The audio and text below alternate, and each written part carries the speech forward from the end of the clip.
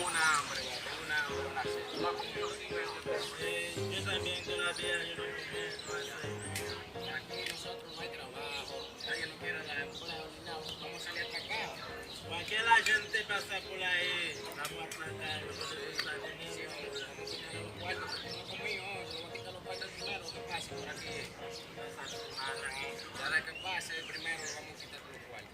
Para que no se